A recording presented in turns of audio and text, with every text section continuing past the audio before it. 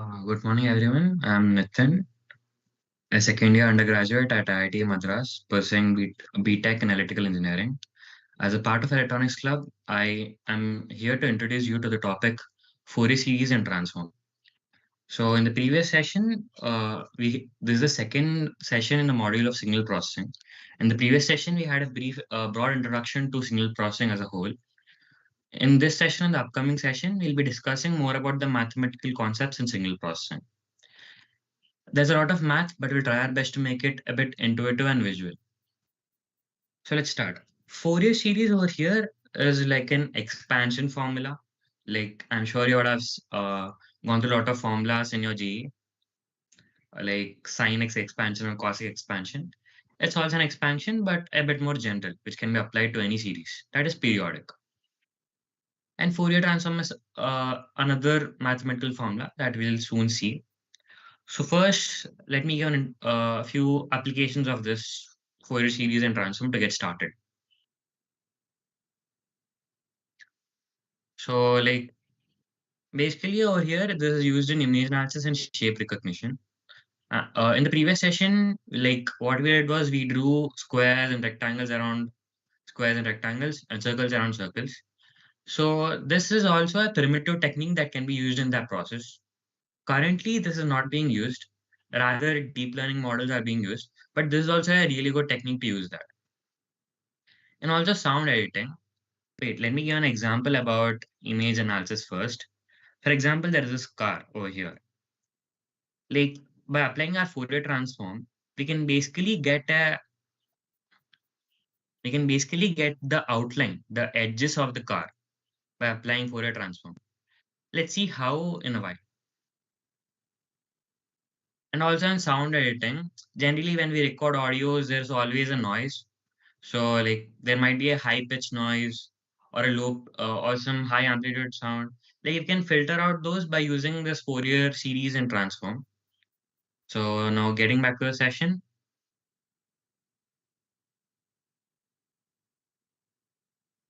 So these are the contents of the session. First, we'll start with signals and systems, like what are signals, just a recap. Then it'll be about Fourier series, a visual introduction. Like we'll see what is the Fourier series and how does it actually work. And then like we'll answer the question, like why do we need this mathematical formula and like why the Fourier series is so important to us in signal processing. Fourier series is actually a very important and core concept in signal processing. And the third module, in the third part, we'll see why is it actually important. And then we'll get an introduction to Fourier transform, ending with a slight introduction to convolution. Convolution is a mathematical formula which is a little similar to multiplication and addition. You'll see it soon. So, before getting started, okay, let's get started with signals and systems. Basically, a signal is information. For example, take a running man. If a man is running, like in kinematics, you might have seen that he has velocity and acceleration, displacement, and we plot all that information. Similarly, like all those plots are basically information. Similarly, here signal is equivalent to information. So velocity, acceleration, all are information over here. And systems are processes. They process the information in signals. For example, you have velocity. But like to actually make use of velocity, you need to process it to get other information, right? For example, you can process velocity by differentiation to get acceleration. So systems are basically processes. They're nothing more than that. Just like a signal undergoes a process. So that process is a system. And systems have various categories: linear, causal, stable, time invariant, invertible, ambiguous. You don't exactly need to know about them in this session, but just keep them at the back of your head. And when it comes to convolution, the topic that's going to be at the last, we generally talk about linear time invariant systems because these systems are really common. Basically, what that means is that linear is basically that it's linear. Like there is no x squared term or x cubed term. There are no exponentials, but only linear terms. And time invariance just means that If at any moment you can describe a function with a particular formula, it should be the same throughout the time interval. For example, there is a sine curve. It should be the sine curve at minus infinity and at plus infinity. It shouldn't change its definition in between. But like that is not really necessary for this session. So let's leave that. But at the end, remember that all these signals and systems are just functions. They might carry some meaning, but while calculating them, they're just functions. Signal is a function, and system is also a type of function, but a little different. Let's see how is it different. Any doubts so far? If you have any doubts, you can put it in the Q&A panel.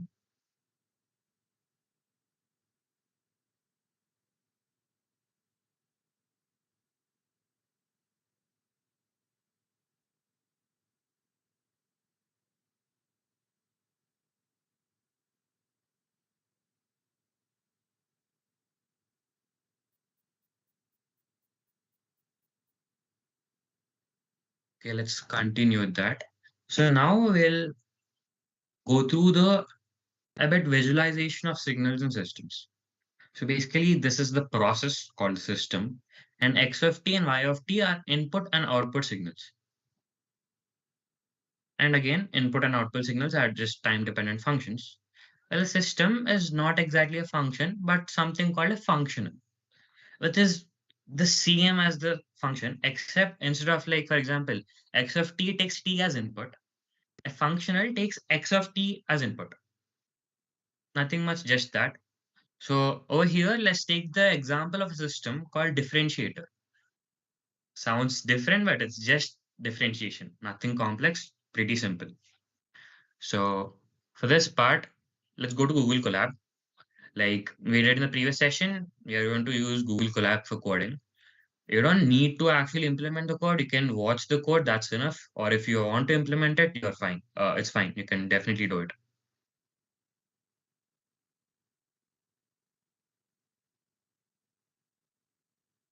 So if you want, the link will be shared in the discussion forum and in chat of Google Colab.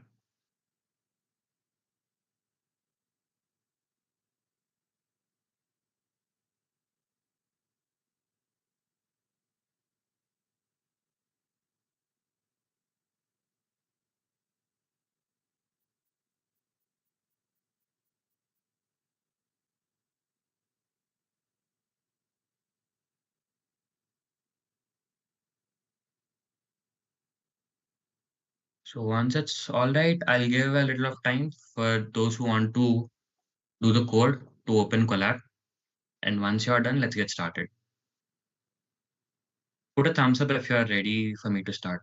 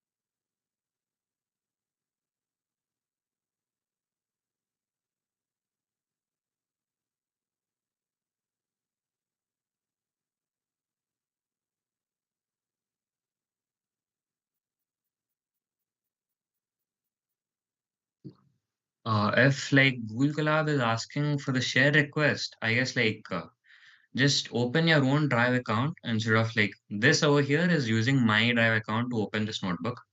Just go to Google and search Colab, Google Colab, and you'll find this. Over here, it's signed into my account, so probably that's why it's asking a share request. So just Google it, Google Colab, and like just open it.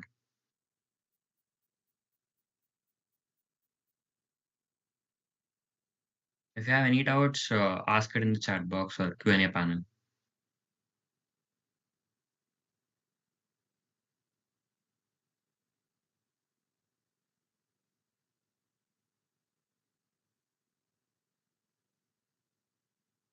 So let's get started with this. Like first, we'll be using two libraries. One is matplotlib, which is used for plotting.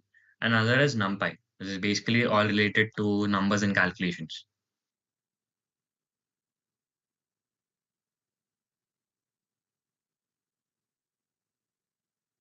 Just a minute, guys.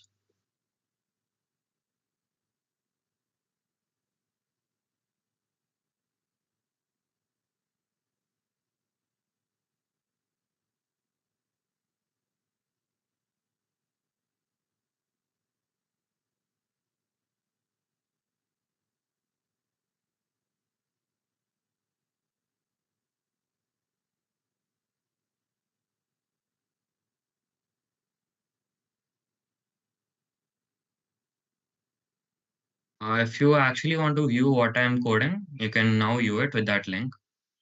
And if you want to code what I'm doing, then you can do it by opening your own Colab notebook. So let's start. So the first library is matplotlib.pyplot as PLT.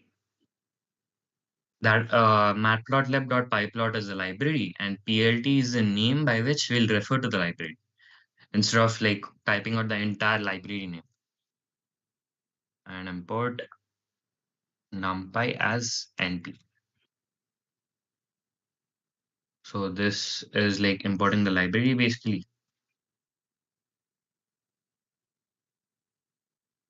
Now we'll first start with creating a signal. Well, just as we talked about it, a signal is just information. But before creating a signal, let's create few other parameters. Like for example, to have a signal, we need few samples, right? Like you need to find out the velocity at few time intervals. Like how often will you find the velocity? So I'm like, let's create something called the sampling frequency and make it make it 1,000. Like over here, it's basically like I'll take 1,000 samples per second. So I'm measuring 1,000 samples and I'm measuring velocity 1,000 times a second. So this is our sampling frequency. And now we'll measure something, we'll define something called the time step. So basically like time, since we are measuring 1,000 times in a second, time has to move 1 millisecond each time. So basically like we'll make one measurement and then there'll be 1 millisecond gap and then the second measurement. So this will be 1 by fs. And there's nothing but time between two successive samples. Now we'll define the frequency of our signal. We can keep it anything that you want. For this set, for simplicity, maybe let's keep it 2 or something. That's fine. This is frequency of velocity. Like since over here we aren't measuring an actual velocity, but we are defining the function on our own. The frequency and the value of it can be whatever we want. And let's define the actual function of velocity. This is our input signal, basically x of t in the equation. Let's make it sine 2 pi into 2t. So first we have to put sine over here, and we can't use sine directly. Sine is a function in the library of NumPy. So I'll put nt dot sine. So basically we are accessing the sine function in the NP library. NP is nothing but NumPy. It's just a name that we put. And now again, we'll just put 2 into the value pi is also inside the library of NumPy. So we have to access it like that. And then again, star multiplication, f naught. F naught is nothing but the frequency of our velocity. And then t. Okay, but one thing is that we didn't really define time. So for defining time, what will we do is t is equals to, we'll use a function in the NumPy library called arrange. So np dot arrange. So here, what does it do is that, let me type it first.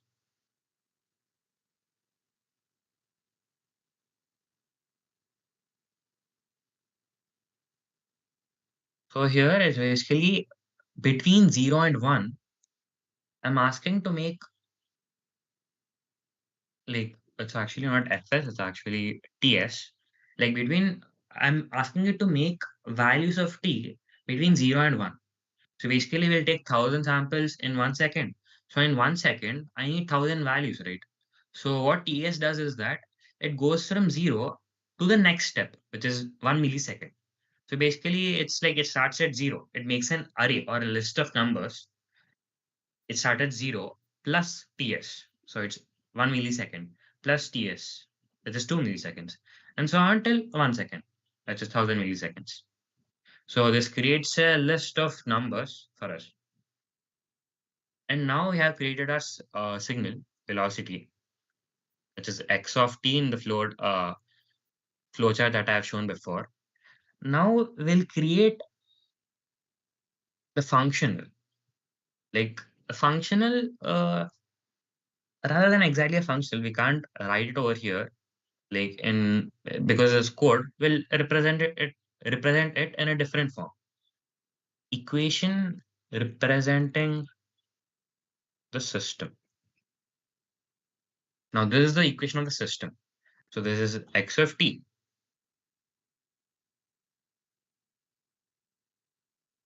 And now basically we are doing the system part. So y of t, which is basically we are finding out acceleration over here. The output is acceleration. Acceleration is equals to, so because to get acceleration from velocity, we need to differentiate. We'll use a function called gradient. This is basically the derivative inside numpy. So again, np dot gradient, and this will take the input to be velocity.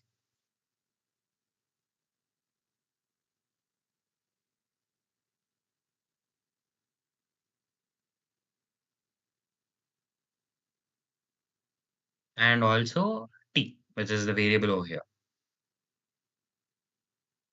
So basically what I have done is, this is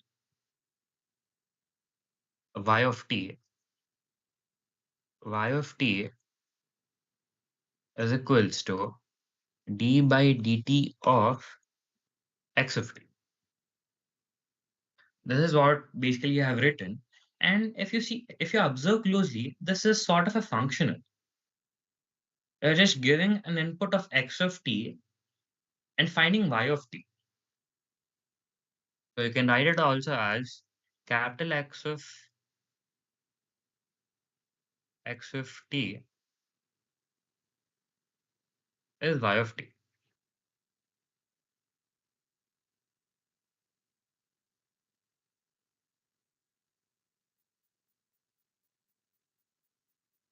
So here, sorry guys, this is the functional and this is the output function. So, and how the technical part, let's do the plotting. Plotting our signals. So for plotting, we're going to use the matplotlib. Firstly, something called fig.ax. Fig is nothing but the figure that we'll get, like the picture having the plots, and ax is nothing but the axis, is equals to plt.subplots. There's a function inside plt called subplots. It basically enables us to make subplots. Like we can represent both the velocity and acceleration graph in a single picture. So since we'll have two plots, we'll make it two. And now, since there are two plots, there will be two axes. So to access the first axis information, we'll use ax0 dot plot.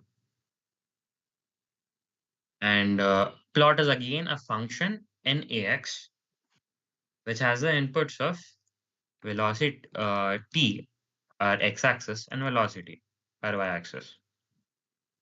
And repeat the same for x of 1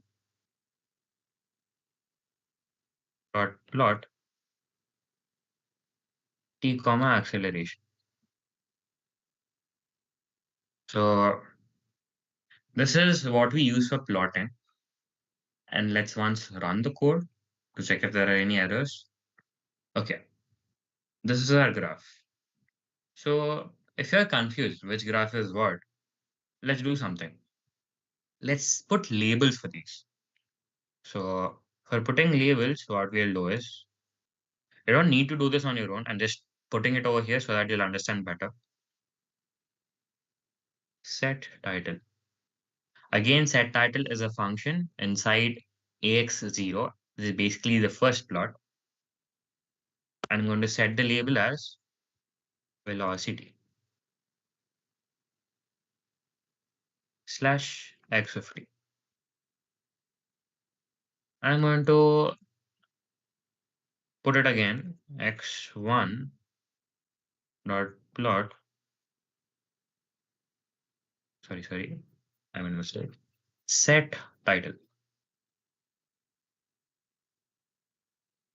Acceleration or y of t.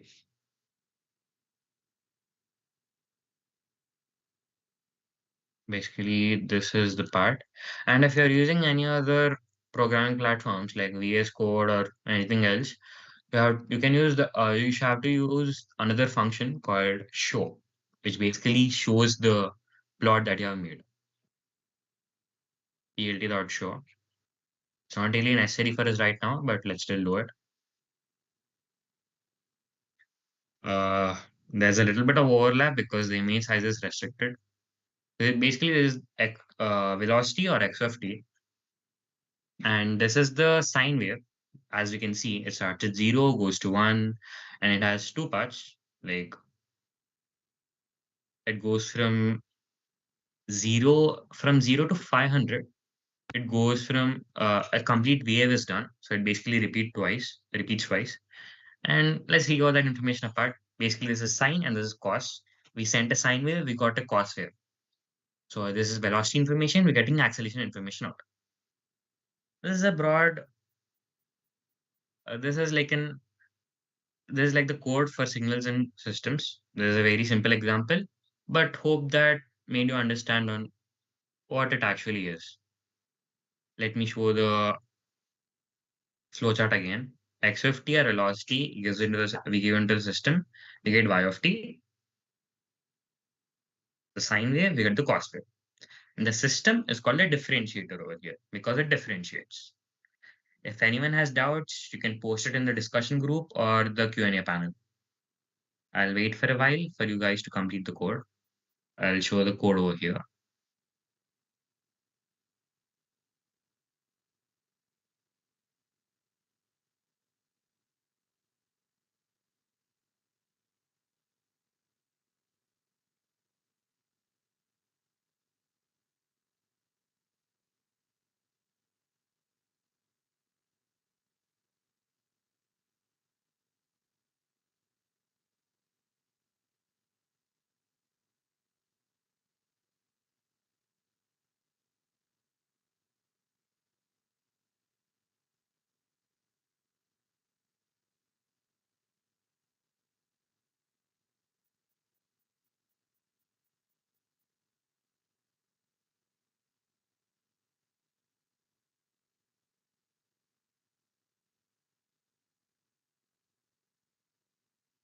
So I'm going to resume my uh, I'm going to resume the next topic. Since the code is pretty simple, I guess you're all done it.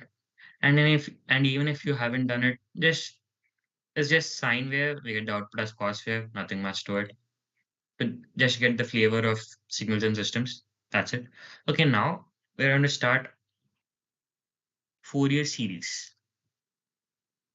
Like I said, Fourier series is a type of expansion. You might have known the Taylor series if they have taught you that in JEE. It's basically expanding a periodic function. The necessity over here is that it's a periodic function. And did you know about this cool fact that you can express any periodic function as a sum of sines and cosines? Sines and cosines are together called the harmonics. So whenever in the session, if I say harmonics, I mean sines and cosines. So Fourier series allows us to represent any periodic function as a sum of harmonics. So yeah, like, okay, I heard it, but like how? Like, it's let's get to know, let's see it actually how it happens. So basically, Fourier series separates a signal into its constituent frequency terms. Let's see the formula over here, right? Once x of t here is a periodic signal, and this is the formula for it. Like it might seem complex, all this j, k, omega naught. Let's leave all that. All you have to see it, there are infinite terms, and there's a coefficient, and there is this u of t term over here. Like don't think of it as some complex term, but just think of it as k omega naught. Basically, k omega naught is a frequency. K omega naught is like a discrete frequency. So as k omega naught changes, like k varies from -infinity to infinity, this value changes. So we basically are writing x of t as a sum of frequency terms. This term over here, e power j k omega naught t, is nothing but a frequency term. Don't view it as a complex exponential. It's called a complex exponential because it's complex because it has j. J is nothing but root of -1. It's just I. But for convenience, we write j to prevent confusion from other terms like current and all. So over here, there's a complex exponential. This is basically a frequency term. We call it a frequency term because it has k omega naught. K omega naught is a frequency. And k changes. So basically, we are including all frequencies from -infinity to +infinity over here. And omega naught is the frequency of this periodic signal x of t, which makes it like there's a connection over here between these LHS and RHS. So enough about the formula. Like this formula, you can get back to it. You can try a few problems, but our goal is not to learn how to apply these. You can learn that anytime. Our goal is to visualize what actually happens in the Fourier expansion. So visualizing the Fourier expansion. Again, like I said, our goal is to write a function in its frequency terms. For example, in the previous example, we made a signal using the sine term, which had a frequency of 10. So its constituent frequency term would include a frequency like e power j into 20t. That would be its frequency term. Over here, if I give any signal to you, we should be able to write it as its constituent frequency terms. So we'll try out two signals over here. One is a rectangular signal and one is a triangular wave, triangle signal or sawtooth signal. So we'll actually see how does this Fourier transform, like a bunch of sines. See, like it's weird, isn't it? Sine is all smooth and nice. Let us see. Sine is all smooth and nice. How does this allow us to get any signal? Like literally any means any. I can even give you like a triangular, like over here, a triangular signal, which has like sharp endpoints. How are you able to get that just by using these waves? It's not that easy to understand, right? But let's actually see it. How are we able to get it? So, well, we are using Desmos to plot. We can even use Matplotlib, but Desmos is a little bit convenient and it has less error, so its plot are really nice to see. So to plot on Desmos, you will use this. You can search on Google Desmos graphical calculator, or I'll share this link with you in chat in the discussion forum.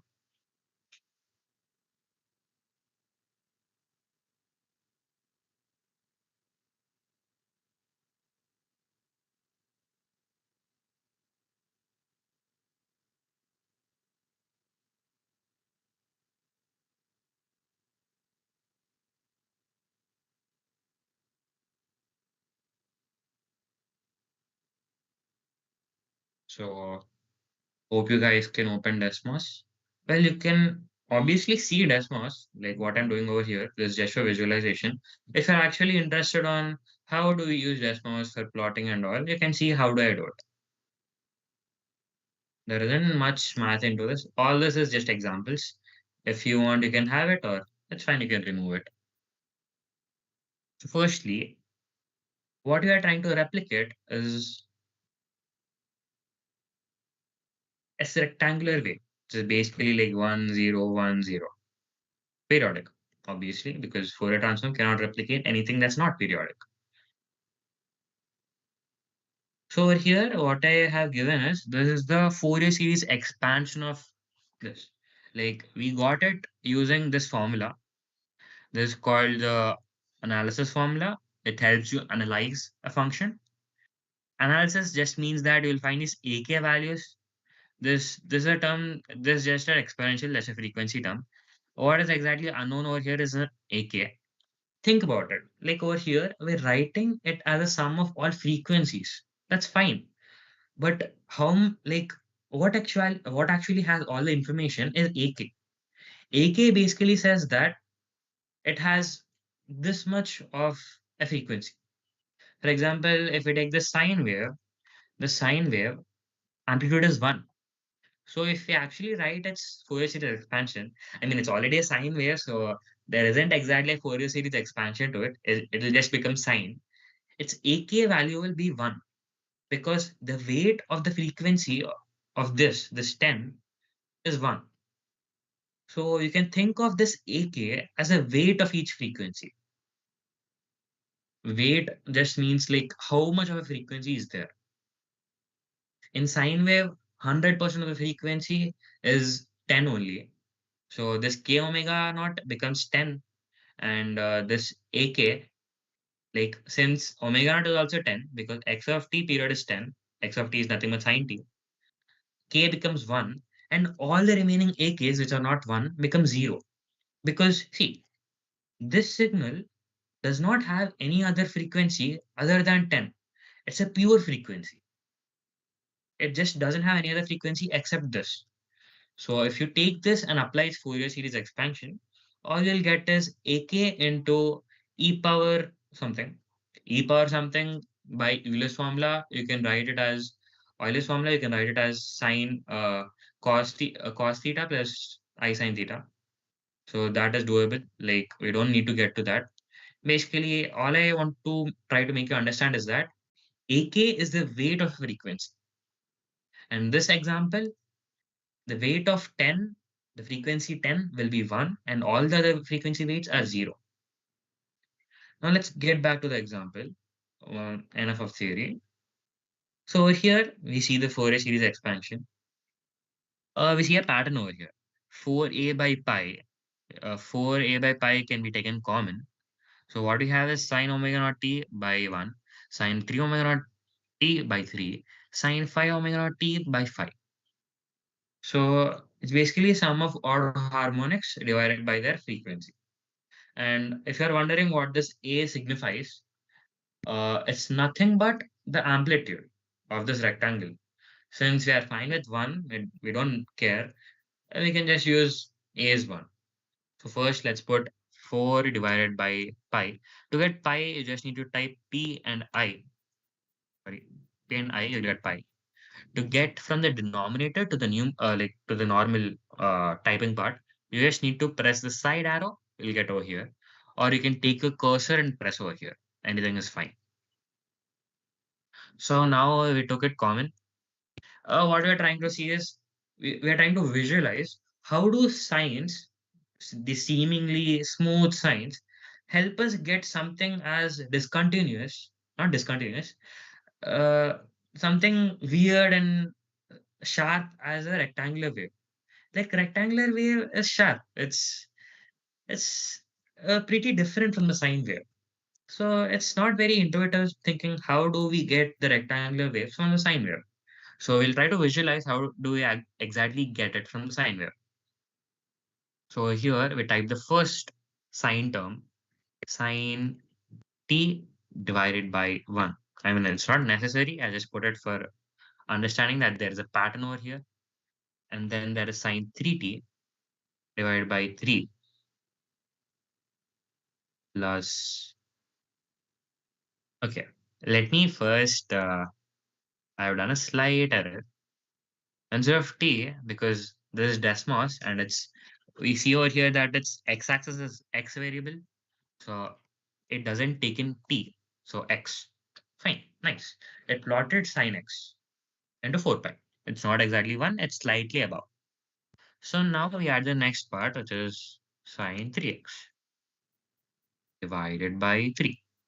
So, okay, it seems a little weird, but it doesn't exactly resemble a square wave, a rectangular wave, right? And then now we add sine phi x, and we slowly see some resemblance. Sine 7x. You guys can probably stop over here. I'll just continue till a point where you can physically feel that there's actually a rectangular wave over here. So as we keep on adding terms, it just keeps getting more accurate.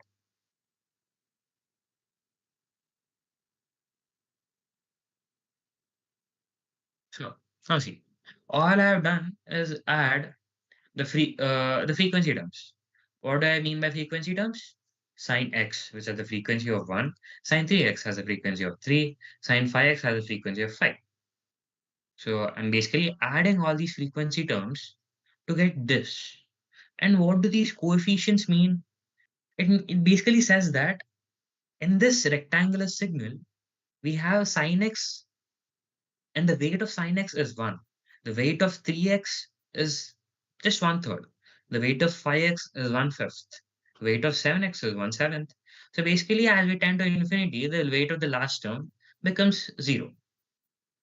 So that is the what is the significance of A of k in Fourier series expansion. And the more important thing over here is we made a rectangular signal out of just sine terms.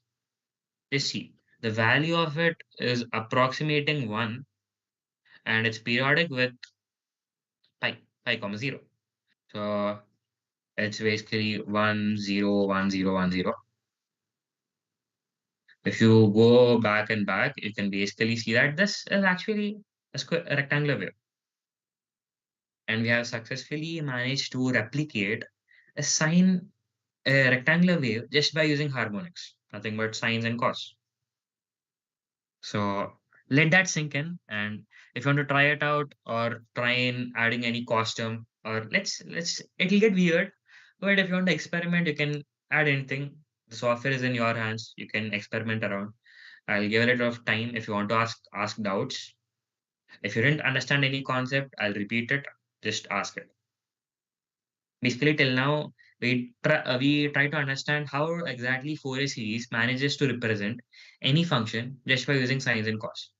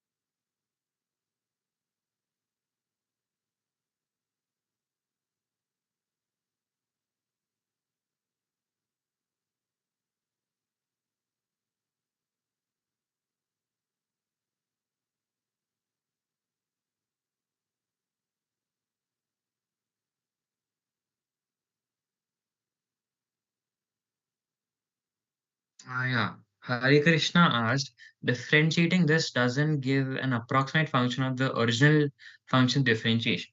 Okay, that's a good doubt. Uh, Differentiation of Fourier series isn't as direct as it is. Like, there are few rules for it. If you read Fourier series in maths, you'll get to know more about it. For example, whenever there's a discontinuity, you'll take the output of this Fourier series differentiation will be the average of f x plus and fx minus. Like what this means is that since it's discontinuous, it will like basically take the previous value and the next value and then take the average of it to find it. Like if you are interested, you can look up to the math behind Fourier series. Over here, since this is just signal processing, we won't delve too deep into the mathematics of it. But yeah, differentiating it isn't as straightforward as it is. That's a good doubt. But that comes more under the mathematics behind Fourier series. This is how it helps us in signal processing. What we're trying to learn is that how does this Fourier series, how does writing a function in terms of its harmonics, like in terms of its frequency terms, actually help us in signal processing? That's what we're trying to learn. Differentiating it, yeah, it's a good point, and it comes under the maths behind Fourier series. You can definitely check it out. Just Google Fourier series in Wikipedia or something. Or you can check out the book called Thomas Calculus. That's what we use for learning in our math course. It has it has a lot of rules. Like if I want to differentiate something, and there are limiting conditions for it. There are a lot of rules for it. So yeah, if you are interested, you can check it out. So now, since we are done with the rectangular wave, let's try out the triangular wave. The Fourier series expansion of triangular wave is this. It again has this term of 2 by pi. We can take that as common and a as 1. And over here, and basically, we have sine t and then sine 2 omega naught by 2, but it's minus. So we recognize another pattern over here. Let's type it out. Pi pi. I assume there are no more doubts. If you have any more doubts, you can put it in the Q&A panel. You don't need to worry. Just put any silly doubt. I'll explain it again. If I'm going too fast or you aren't able to understand, you can ask.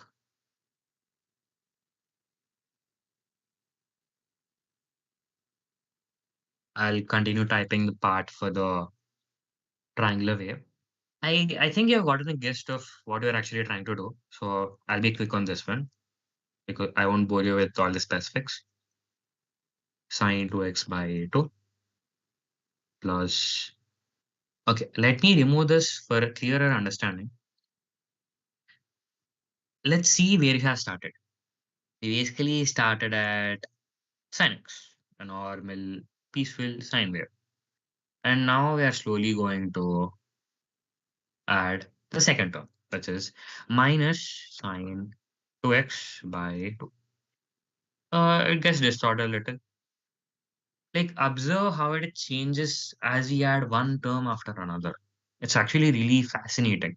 Even as someone who has seen this for almost 3, 4 months by now, it's still fascinating to me.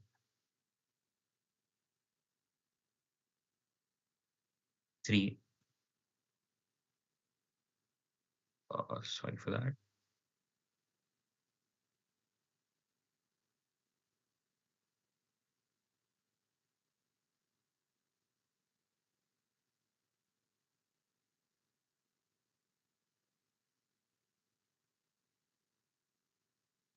Share sine 6x by 6. So if you want, you can add other terms, but I guess this sort of gives you the understanding of what it is. If you want to clearly see it, you can decrease the size of the x-axis to get a more clearer understanding of it. This basically changes the length of x-axis that is showing to you.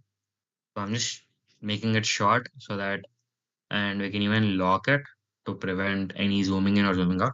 So now you can see this is starting to resemble a triangular wave. To give an idea of what a triangular wave is, triangular, just Google it, triangular, sorry for that, or sawtooth.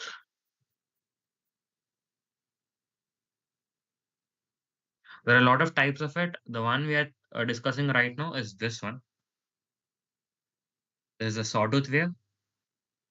Not exactly the triangular, but the sawtooth is more appropriate. But for us, we don't care about the specifics, so triangular also works.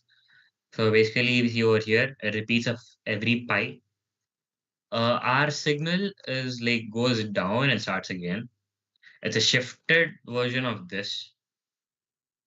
So basically, see how we can recreate a seemingly vastly different signal just by using these sine and cos terms. Like over here, we haven't used any cos terms, but you get the idea. For other signals, we might need to use cos terms.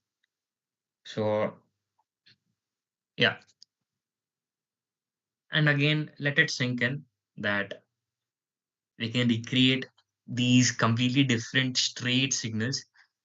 So to put it into perspective again, we basically replicated the square and sawtooth signals just by using the sine signal.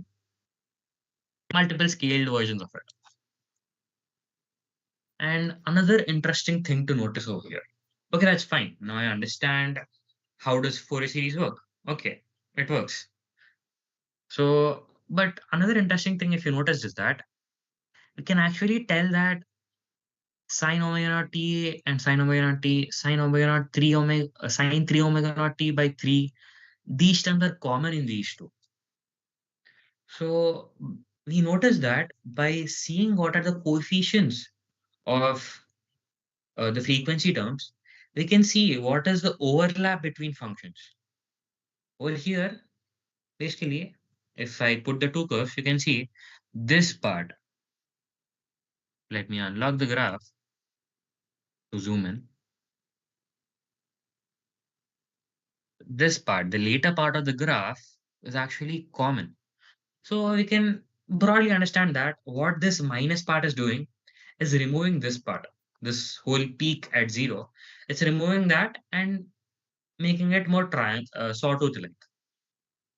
And if you're wondering where the name sawtooth came, it's basically this looks like the teeth of a saw. Like, you know, a saw, right? It looks like a tooth of a saw, so it's called a sawtooth. Just a fun fact.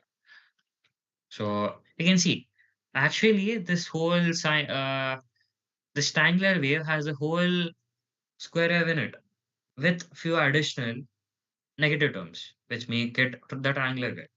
So an interesting result of this Fourier series is that you can see what are the common parts or what are the intersections between two functions.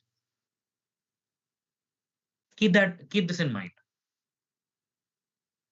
Since you have plotted, let's proceed. Yeah.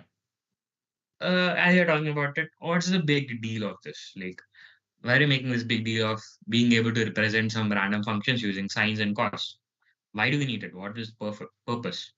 Like, it's cool and fine, but where am I going to use this in signal processing? Seems too far of a stretch.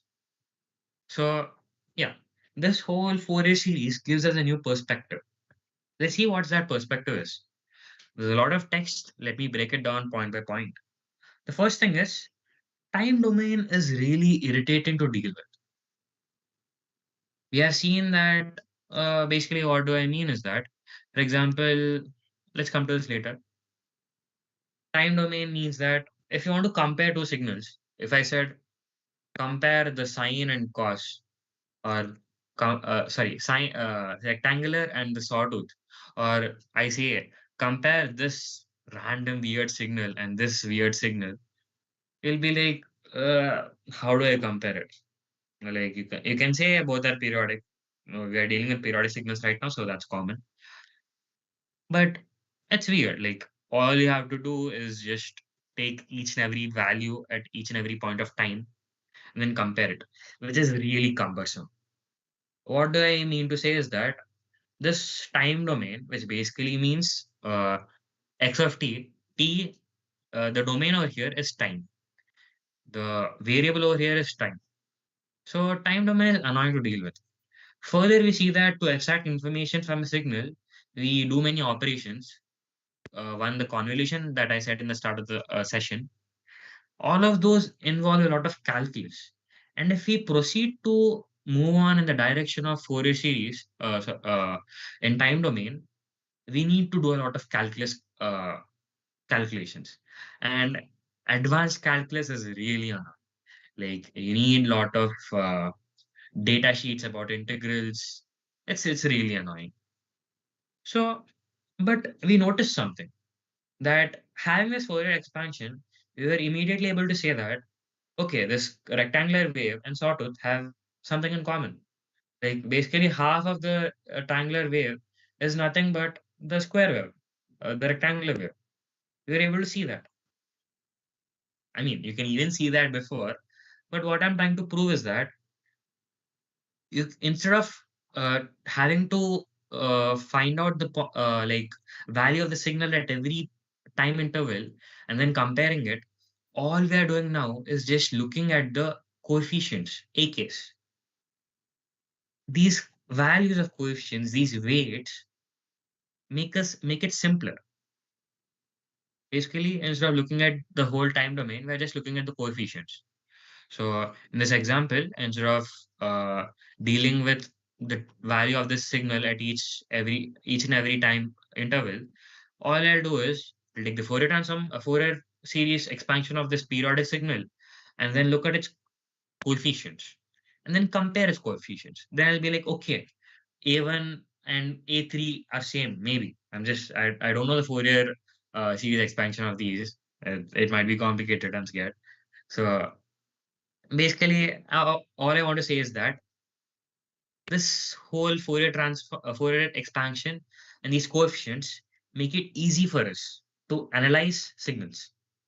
So hence, I'm going to drop a new term on you called the frequency domain. So again, sounds complicated, but all it is that time domain is nothing but dealing with time dependent signals. X of t is in the time domain. Domain, like for example, if you're in math, if you're in Cartesian coordinates, the domain is x, y, z. Here it's time domain. T is the domain. Similarly, I'm creating a new domain or I'm working with a new domain called the frequency domain. Basically, instead of dealing with time dependent stuff, we're seeing how the signal depends on the frequencies. So, okay, just keep that in mind. This Fourier expansion gave the idea of frequency domain. Again, frequency domain is nothing but the coefficients of these terms. This is the frequency domain. Over here, we'll look at this periodic square wave. This is from a book called Oppenheim, which is the reference book that we use. So if you're interested, you can ask. I'll share the PDF of the book, or you can just look it up in Google and see it. This is a square wave, and we're taking the Fourier series expansion of it, and we're plotting AK values. These lines that you're seeing is just AKs. You're wondering why is it lines? Because AK is discrete. You find AK values at 1, 2, 3, so on. So basically, you'll get this values, this load of values, and this is generally easier to compare. So get a feel of it. Basically, instead of comparing the value at each and every time point in time, we're comparing the AK values comparatively less, just integral values. And generally, all these AK values tend to fade out at infinity. So that's also a really nice thing. We don't have to worry about the many things. You just have to look at this center point. So just let it sink. We are representing this square wave as this. And this is the frequency domain. This depends on k. This is the frequency domain variable, blah, blah, blah. Just understand this. There's a new term called frequency domain. If you have any doubts regarding the frequency domain, just keep it in.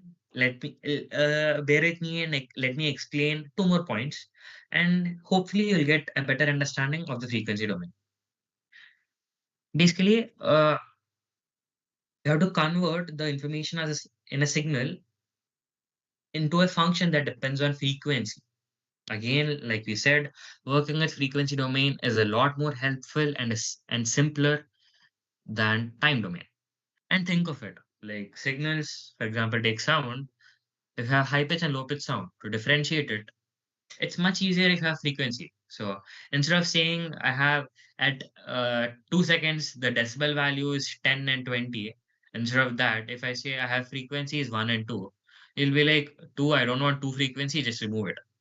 And I'm saying just remove it, but how to remove it and all, you learn it later in filters. Filter and all is basically filtering, which is removing frequencies. You learn it in the next session. But basically, I just want you to get that frequency domain is helpful. Like time domain has few shortcomings. It's good, it's nice. Time is everyone's friend. Everyone knows time. But frequency is a lot more useful to work with. To cement this usefulness of frequency domain, I'm going to give an example. In physics, you might have read rotational mechanics and kinematics and all. There are Cartesian coordinates and polar coordinates.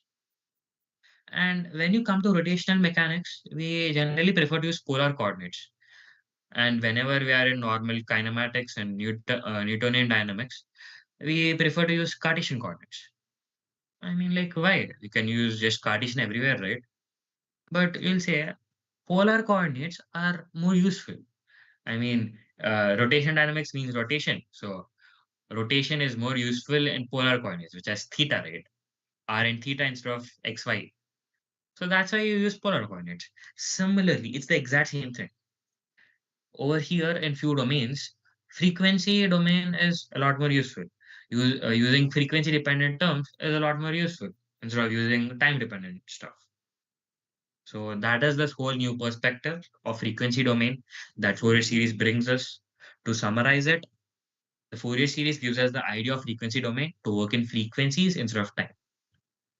Any doubts or anything? I might have gotten too fast and thrown a lot of theory points at you, but this concept is fairly theoretical. So, yeah, it's a bit tricky to understand.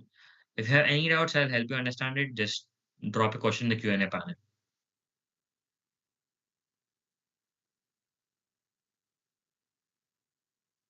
Uh, Someone wants to see the code. You can access it using the link that I've sent. And if you actually want to see the code, here is the code. It's a fairly simple code. This part is a recurring theme, this whole creating signal. Whenever we want to create a signal, we use this part. Think of it as an algorithm. We basically create a sampling frequency, then a time step, then time, then frequency of a signal, and then our signal. This whole part is a common part. And even if it's boring, I hope you guys will try to understand this. Just look into it,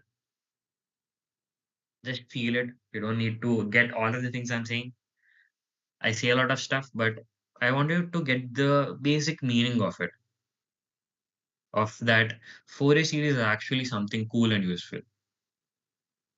So if he or she has seen this code, I'll move on. If any more doubts, you can ask it.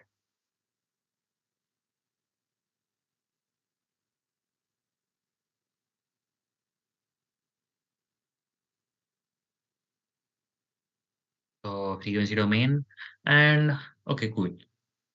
Again, to summarize it, yeah, I'm summarizing it a lot and saying a lot of stuff, but it's confusing. I had a lot of trouble understanding this, and I want to make it a little easier, hopefully, for you to understand. Series expansion gave us something called AK values, coefficients, weights of frequencies. So Fourier expansion gave us weights of frequencies to deal with, and that we feel is helpful for us in practical situations. And we chose to call this dealing with all these AK values or the weights of frequencies as working in the frequency domain. Applications. So, like I said, what we did over here is provide a common ground. a new domain. Common ground is nothing but a domain to compare signals. That we can just compare the Fourier series coefficients, the weights of frequency terms, to compare few signals. And this along with something called the Fourier transform, which is just an extrapolation of this concept. Extrapolation means extension, but just a technical term. It means we're just extending this topic to a broad number of signals, and then we'll get the Fourier transform, which we'll learn soon. Basically, that and this Fourier series is used in applications such as image analysis and shape recognition. As I said in the very beginning, what we did in the previous session, drawing boxes around shapes, that can be done using Fourier transform. Although it's a little outdated, it's still usable. Like Fourier series isn't outdated. Using Fourier series for this is a little outdated. Fourier series is not only useful in this, but even in a lot of complex math and all that. It's a really cool concept. I'll provide few sources that you can explore if you are really interested in Fourier series and what are its applications. So basically, the purpose is to create a common ground or a domain for easier comparison between signals and for easier analysis. And another straightforward application is for sound editing. I'm recording sound, there is some high pitched noise, some key sound, which has like some 10,000 kilohertz frequency, some really high number. So it basically renders your audio recording useless. So what do is send it through, take its Fourier series expansion. We find that there'll be some AK, which some A 10,000, that is the coefficient of sine 10,000, which is causing this entire noise. And we just use something called a filter that you'll learn in the next class to filter this out, basically subtract this out. I'm saying subtract, but it isn't that easy. It involves a lot of calculus and all. But Fourier series makes it a lot simpler by decreasing it to multiplication. So it helps in drawing shapes around figures, like shape recognition and image analysis, and also in sound editing to filter out unnecessary sound frequencies. These are few applications that to make you feel like Fourier series is actually useful. So again, applications, the one that I was saying, we are finding out what are the edges of this car by using Fourier transform. There's a really cool blog explaining about Fourier transform and its applications. If you're interested, you can check out this source. I'll share the link. It tells you the code behind this. It's a little complicated to cover in this video, so I haven't covered it. So basically that. And then Fourier transform, the elephant in the room. What is a Fourier transform?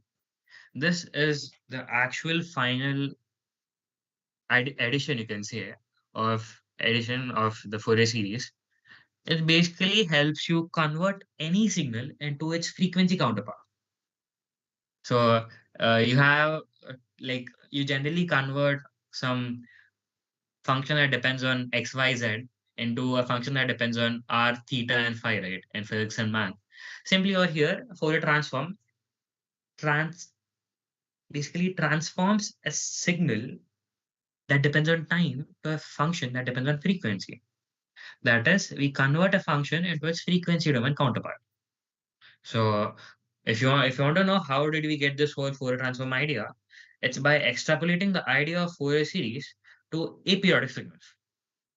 We didn't talk about it, but one major disadvantage you can say of Fourier series is that it only applies to periodic signals. So by thinking about that, Fourier made a big assumption, like which turned out the introduction of this tool called the Fourier transform. He assumed that every aperiodic signal is periodic at infinity. Let it sink. Imagine this. You have a function, and what Fourier is saying is that this function is periodic but at infinity. He's saying that like imagine at infinity this function repeats. You just can't see it, but this function actually repeats. Sounds like bullshit, but it's just an idea. It's just an assumption. And by assuming that, what Fourier did is that basically in his whole formulas, he put that t tends to infinity, this time period, because of which he got this entire concept of Fourier transform, and he found these formulas which are used to form Fourier transform. Uh, cool formulas, little complicated. I mean, not really complicated. It's just integral. You can probably do it, but we won't cover it in this session. If you're interested, you can definitely check it out. I would recommend it. But we'll focus more on the intuition on this session.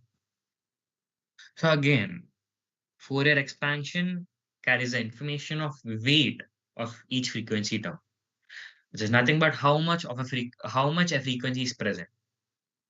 Hence, Fourier transform finds the weights of each frequency. Basically, for any signal, if you send it to the Fourier transform, it transforms it into a function which shows you the weight of each frequency. Just keep this in mind. I'll show you we'll write a bit of code to get to know, to feel like what is exactly behind this. So, visualizing the Fourier transform. So, again, like I said, we get the weights of frequencies and saying it again and again. It might sound confusing, but that's what the Fourier transform does. And to make you understand it, I'm going to make a code that says you what does actually the Fourier transform? Like what part of the signal does it transform? So we do this by taking two signals, sine t and sine 3t. And we can even add a high frequency noise to the signal, and you can observe what changes are made. Basically, we'll take Fourier transforms of few signals using PyPlot, MATLAB, sorry, MATLAB library, MATLAB library. So time to code, open Google Colab, the same as before. I guess you probably have the link, and if you don't, check out the chat box or the discussion forum. This code is going to be a little complicated. I mean, not that complicated. We're just going to add a little bit of calculation part to this. Like if you don't want to open another a new what do you say part, you can just add a new code block and click over here and start over here. Start coding over here first. Or to make it a little simpler, I'll just cut out all this part and just paste it over here. And let's code over here. Again, I'm going to import. So I'm just going to copy this since it's the same. Like we have all these, right? So we're going to take all of these and paste it. As I said, this is the basis of any signal that we're going to create in Matplot library in Python. So for anything, we have to define the sampling frequency and then proceed. So what are we going to do over here is we're going to define two frequencies. One is F0 of, let's say, 10. Like you can put anything, you can put 50 if you want. It's completely your wish. And F1, which is going to be 30. And I'm going to create a signal. I'm going to call it X of t. And again, I'm going to include the NumPy function. Sorry, I'm going to include the sine function from the NumPy library. So sine 2 pi. Again, same thing. Why 2 pi? Because basically, you might have seen this a lot of times, but 2 pi basically, this whole thing is just 2 pi omega t. It just makes the plot a little simpler and more viewable, easy to see it. We have 2 pi, sorry, we have to put np dot pi. Again, pi is a constant from the NumPy library. And then we're going to put f naught, f0, and t. And we have created the first term. And let's first do this, and then we'll soon add more terms to this. So we created our signal. Cool. Now we're going to, okay, let's first plot it. Plotting. Again, I'm getting lazy over here. If you want, I'll type it, but it's just the same thing. You can just create fig comma ex. Basically, this whole function of subplots has two outputs. Plt.subplots has two outputs, figure and axis. Figure is information related to the picture. Axis is ax is the function related to the axis. So fig comma x is equals to plt dot subplots. And again, for now, we just are fine with one, so we'll just leave it like that. Later, when we have the Fourier transform also, we'll put two. So ax dot plot t comma x of t. And then I'm going to put ax set title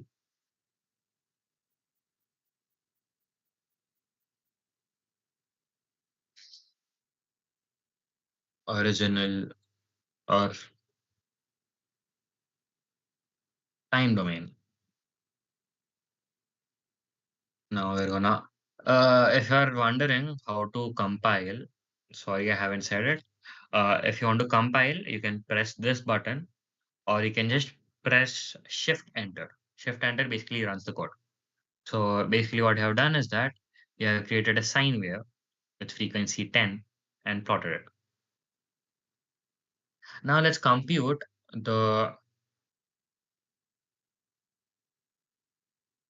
let's compute the Fourier transform of it. So Fourier transform. In coding, in NumPy, there's a function like, let me write it out. The Fourier transform is represented by capital X of, I'm going to put F over here. F is the frequency. Since it depends on frequency, I'm going to put frequency. And yeah, this is equals to, now it might seem complex, but just hear it, follow me on this. NP, which means NumPy, we're going to access f of t, comma f of t, dot f of t. And now we're going to input x of t over here. So basically, this is the code for accessing the Fourier transform in Python. There, like, if you want to know the meaning of behind these, I recommend to search NumPy FFT FFT. So this is the NumPy's official website regarding everything related to NumPy. So if you're interested or have any errors or are curious on how it works, you can check this out. So this is, so basically what this does is that it stores, like it basically does the Fourier transform of x of t and stores it in x of f. And I'm going to say something that might confuse or unsettle a lot of you, that x of f is actually complex. It might not be real, even if x of t is real, it might be complex. So it's important to take the magnitude of it, which I'm going to call absolute value of it. So ABS in NumPy, there's a function called absolute. You use it using np.abs, and then its input is x underscore f. And okay, fine. So okay, let's plot this. Now we have found it. So now let's plot it. So I'm going to change the subplots to 2. And I'm going to change this to the first value in the list. 0 means the first, and the same over here.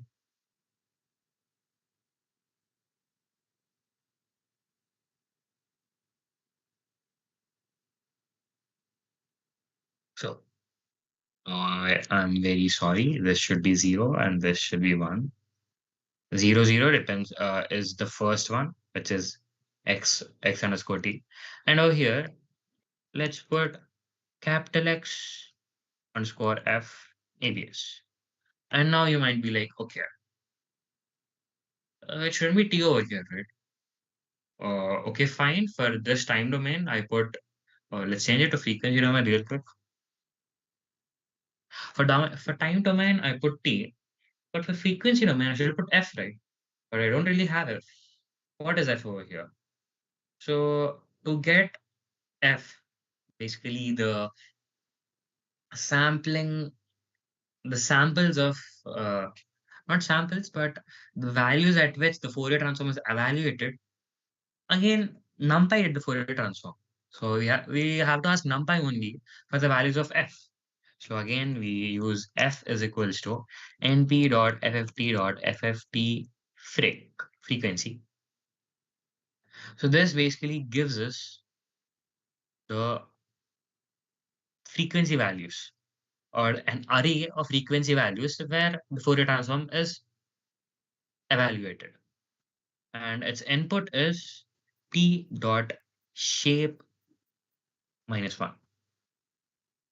Shape is a function in Python. Like over here, we're creating uh, an array or list of values of t by arranging all these 1,000 values. So in t, all these 1,000 values are stored. What does shape basically mean broadly, not exactly? Minus 1 represents the final value. So instead of saying that I have 1,000 values, like 1,000 means how many are values that t have, shape basically gives how many values does t have. Shape is basically, you can think of it as the length of the list of values that t has. It just makes sure that f has this input just makes sure that f has the same number of values as t. So after that is done, let's change this to f and let's run it. And ta-da, this is what it is. Over here, we see that this is the Fourier transform. And you're like, what are these two lines over here? Seems weird, right? Basically, what it is that the frequency over here, f goes from 0.2 and all, but it's actually multiplied by 1,000 because our sampling frequency is 1,000. So since there are two spikes over here, ignore this part since we're taking the absolute value, it's coming on this side also. Frequency can be negative. That's intuitive. Basically, this sign being the frequency being 10 over here, it create sorry 2 over here. It basically creates a bump at -2 also. So not 2 over here, it's 0.002, basically 2 by 1,000. So it creates a bump at 2 and -2. So I would kindly ask you to ignore all of the left side part of it. It'll just come over there also because it's a real signal. Like I said, we're taking the absolute value because of which. But what I want to notice is that, okay, I can't see that the frequency. I mean, since it's a simple sine signal, you can say this frequency is 2. But in this, I can clearly see that it has 2. And now I'm going to give an example that is going to solidify your reasoning that, okay, Fourier transform is actually very useful. And sorry, I said that the frequency is 2. It's the 2 is of the previous part. And the frequency of this is 10. So over here, it's 0.01, 0.001, sorry, because 10 by 1,000. So now we're going to actually see what we're going to make you realize what actually is the greatness of Fourier transform. Like, what is its utility? So again, I'm going to copy this entire sine part and paste it over here. And instead of F0, I use F1. So let me temporarily, for the time being, let me remove this part. Let me comment out. Hashtag is for comments. So, okay, now you see that this is the signal that we're dealing with. This is the signal that we're dealing with. Seems very complicated. Not very, very. There are much more complicated signals. Like imagine you're going to record sound and process it, or you're going to receive calls from your friends, which is basically signal processing. When you receive a call from a friend, signals are being transmitted from their phone to the cell tower near you, from the cell tower near him, and then back to your phone, not back, from the cell tower to your phone. Basically, this whole thing involves bunch of signal processing and signal transmission. Like Sarthak said in the previous session, we have encoders, decoders, and all that stuff. Basically, in that, there's a lot of signal processing involved. And imagine if you're going to talk, there is going to be a lot of complex signals. It's going to be very weird, like the ones I showed over here.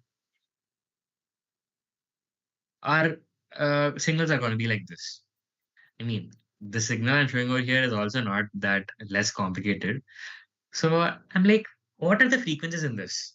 What are the frequencies that comprise this? I want to know that. And again, why do I want to know that? Because we got to know in Fourier series expansion that frequency related information is actually quite useful. So now I can zoom it in if you want to see. Now we have the signal. Now let's see what actually does this do. Let's run this.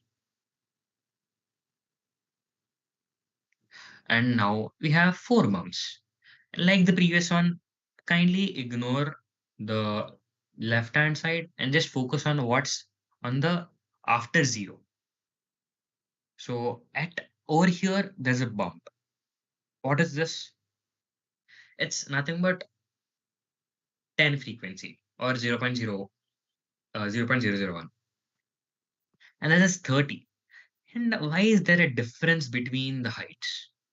Why? Because over here we see that the weight of the frequency having 30 is thrice as much as the weight of the frequency having 10.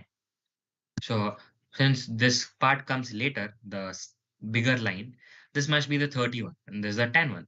And you can see this is roughly thrice as much as this. I can't show you what does this point and what does this length actually mean, but I hope you get the idea of it. Over here you can see this is 500 and this is 1500, which is triple. So I hope you understand. This is what I mean, the weight of a frequency. It basically takes in a signal like this and gives out a simple signal like this.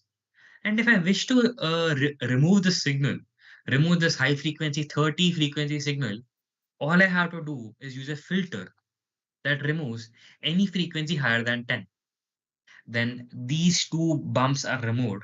Because see, removing 30 frequency sine wave from this is relatively hard, but removing this bump is easy. I mean, I'm just asking you to feel it. If you want the proof for it, you'll get to know in tomorrow's class what do filters do and how frequency domain actually simplifies the calculation behind filters. So let me be quick. I'm dragging this on for a while. So again, to summarize it up, basically you have two signals of frequency 10 and 30. The sum of two signals, the frequency 10 and 30. The weight of the signal having 30 frequency is 3. And that is reflected in the Fourier frequency domain Fourier transform. Like Fourier transform shows that the weight of this is thrice as much as the weight of 10 frequency one. And whenever there's a frequency, there's a bump. And at all values, there's no bump. I just want you to feel this. And if anyone has doubts related to the code, you can drop your doubt in the chat box.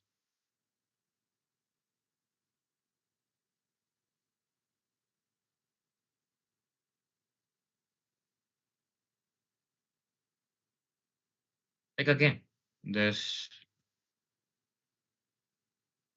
what we are doing over here is just adding two frequency terms and then plotting it to make you understand what a Fourier transform actually does. This is nothing but a simple example to make you feel that Fourier transform actually does something that's useful for us.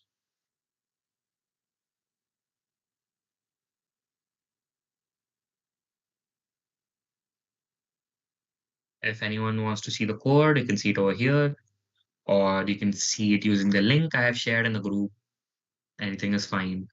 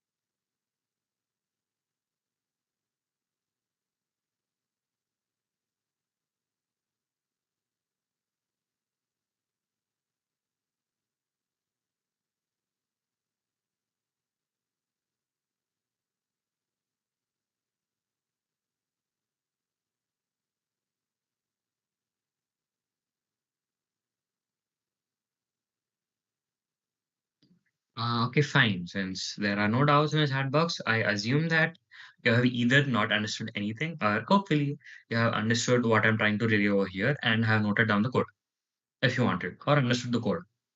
So let me summarize it up for anyone having any confusion related to this.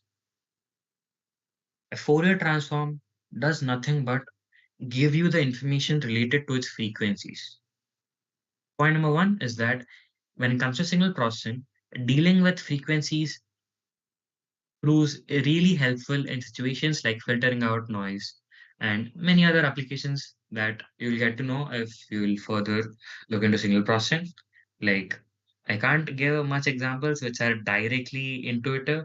I can say where it's useful in image analysis because like near edges where it changes, when we take the Fourier transform, in Fourier transform, all the pixels, like all the qualities of pixels, are much more easier to notice.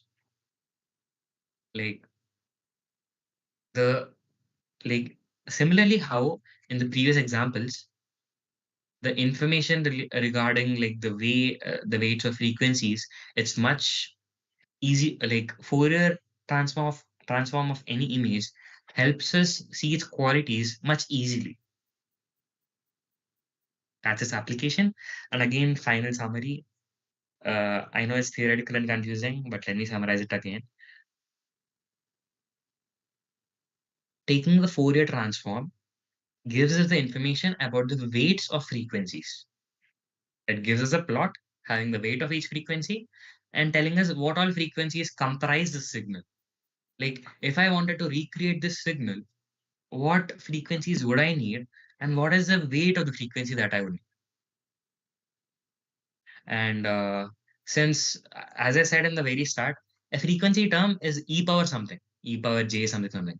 And you might have learned in your complex numbers in GE that sine e power I theta is nothing but cos theta plus I sine theta. Since we are using just sine theta over here, we are neglecting the cos part. There'll be some reflection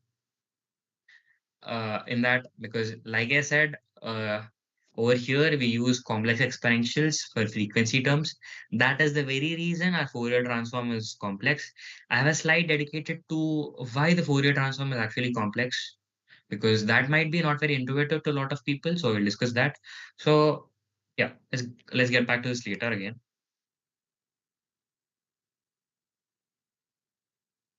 So now you got an understanding of what actually Fourier transform does.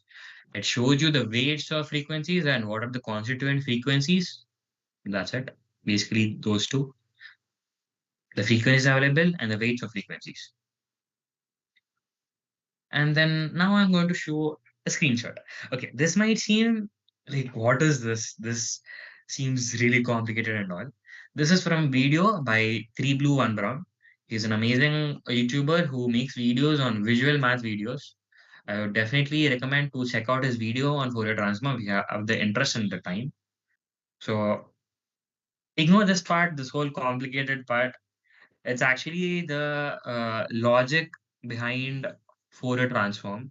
If you're actually interested to learn what is the logic behind Fourier transform, the very basics, I would recommend to watch the video because we do not have the time to tell this, and that would be delving too much into the theory as if this wasn't theoretical enough. So all I want you to see over here is that we have a pure frequency signal, a sine or cos wave, cos in this matter, of 3 beats. And over here, we notice peak. Like over here in our code, the peak was pretty straight. Over here, it's curved because if we zoom in, the peak over there will also be like that. But because it's heavily zoomed out and we took 1,000 sample points, the bump is like that. So basically over here, 3 beats is the frequency, and three is we see a bump at 3. That is basically it. And I want you to remember that. Like if you send a signal, the Fourier transform gives you what all frequencies does it have, and what is the weight of the frequency term. And now the final part. If you have any doubts, you can ask before resuming this final part. After this, we'll talk about convolution, and maybe if you didn't get the feel of what the Fourier transform actually does, I'll try to make it a little more simple without telling a bunch of technical terms. I'll try to make you understand it visually. Before going to this, please drop any doubts in the chat box. Why is the value 500 and how to find the Fourier series for different shapes? Interesting. Okay. And wait, before that, there is some error. IPython input in cell line.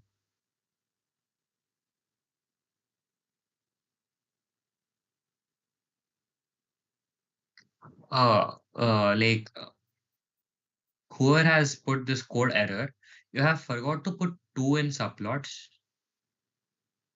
Let me show you. Over here, I put a 2 over here, signifying that I have 2 subplots in this image. Similarly, you have to put a 2 for, if you don't put a 2, AX will be just a simple array. That means you just have AX. If you put 2 over here, you'll have AX0 and AX1. That is an understandable error. It happens, just rectify it. You'll get the code. And if you have any doubts, you can ask me or refer to the code that I'm showing over here. The link is sent in the group. And why is the value 500 and how to find the Fourier series for different shapes? I'm assuming that attendance form will be shared soon. Let me answer this doubt now. Uh, I'm assuming that it's the Fourier series and not the Fourier transform for different shapes. And the value is 500 because it's like to get, I mean, it's just how the calculation is. You can change the value. This value doesn't signify anything mainly. Like you can, if you want it to be 1, if you want it to be the coefficient of this, you have to scale it down. Basically that. This is a rough plot and it doesn't ignore the specific values on the y-axis. I want you to focus on the values on the x-axis. X-axis shows you where the bumps are there, where the frequencies are available. So that is important. That is that information is definite. Like over here, the if you are able to zoom in Google Colab, you can't. The bump will be at 10 and 30, which 10 by 1,000, 30 by 1,000, since the sampling frequency is 1,000. So over there, bumps will be there. So that is definite. So I can explain why it's exactly that. But if you ask me about 500, there isn't exactly a reason for it. It's just that way. There's no specific reason to it. The more important thing is that it's triple. If one is 500, the other is 1,500. I can even truncate this to be 100. Uh, then this will be 300. But for now, just the important thing to notice over here is that this is 500 and this is 1,500. That's the important thing. That this is triple of this, and this is 30 frequency and this is 10 frequency.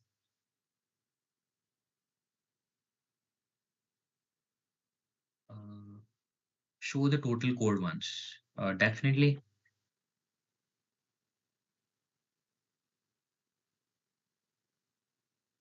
This is the total code. Do we even, is this enough or do we even want the previous one? To show the previous one, I have to zoom out.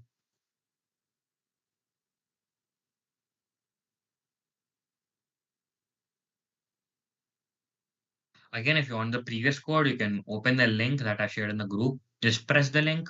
I have given the access for everyone to you to open that code. You can see that if there is some error, try compiling my code and try compiling your code. You'll notice some differences and you can debug it. Debugging is something that you have to learn in coding. Errors always pop up. You just have to run the code, check out for errors, and then debug it.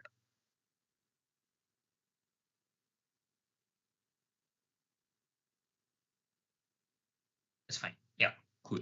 Uh, so then let's proceed.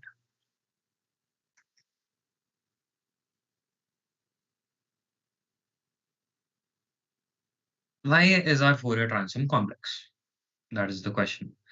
So yeah, it might be a little bit unsettling to know that Fourier transform can be complex, but I have given a little bit of reasoning in the code, so it might not be that much unsettling now. Like if the input is real, why the Fourier transform needs to be complex? A lot of people might have that doubt. I mean, why is this complex thing? It has haunted me enough during JEE. Has it come back? I mean, not really. If you actually learn about it, complex numbers is actually really fun and it simplifies a lot of things. It makes it very visual because of like the beautiful relation between complex number like e power I theta and cos and sine. Whenever in many aspects, complex numbers offer a very beautiful solution to many mathematical problems. Over here, it is one such solution. And the problem is that, not the problem, but the situation is that in Fourier domain, the thing I've been blabbering on for 1 hour or so is that there's an amplitude. The amplitude is the weight over here.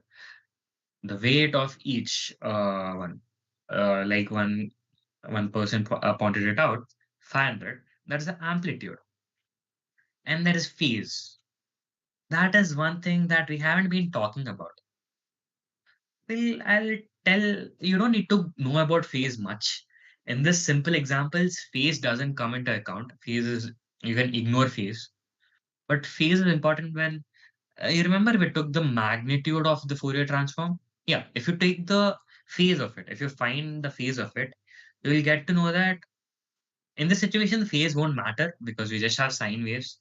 They won't have phase. But let's first see amplitude and phase are two parameters in frequency domain.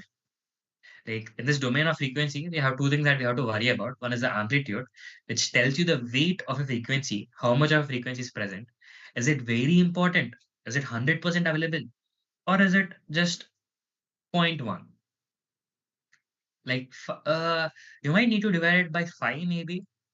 We can talk about in percentages now then, or maybe divide it by 1,000 to get about percentages. Not exactly matters, but basically amplitude is weight, how much of that frequency is present. In the previous example, sine normal 10 frequency one was present for one third, not one third, was present for some 500 value. That's the amplitude. And the 30 frequency one was third of it. That is, the weight was thrice as much as this. So it's comparative, not absolute. Don't use absolute scale, use a comparison that if this is there this much, that is there thrice as much as this. Because imagine if you have only one signal, you don't need the weight of it. Because obviously, if only one frequency is there, the weight of it is 100%. But if you have two or more frequencies, then you need to know how much weight of it is there. Like if I have two frequencies over here, I got to know that the weight of 30 is twice as much as 10. So it's comparative, not absolute. So that is amplitude. And phase over here is basically offset. Imagine I'm speaking over here. I'm speaking calmly. And suddenly I begin to speak very fast in a very high pitch. So now a new frequency has been added to the signal of my voice. So basically, what that means is that till now, the signal is like periodic. It's everywhere the same. That at minus infinity is sine, at zero it's sine, at plus infinity it's sine. There's no phase for it. There's no initial phase. You might have no in SHM and all in physics. There was initial phase, right? Does the particle start oscillating at zero, or does it oscillate in somewhere between? So that is phase. Similarly, this frequency term, what is the offset or what is the initial phase of it? That's what this phase tells us. Over here, since we are dealing with simple things, phase is not an important concept, but it to make you get it, it's complex because there's amplitude and phase. And do you know what else has amplitude and phase? Complex numbers. A e power I theta. A is the amplitude, theta is the phase. So because of this resemblance between frequency domains parameters and complex numbers, we use complex numbers to deal with Fourier transforms. Complex numbers over here is nothing but a mathematical tool, and that's it. Do not be like, why is it complex? Did I make an error? Nothing like that. It's just a tool that we're using to make things more intuitive and more useful. That's it. So there's a reason why there's a complex number as the Fourier transform.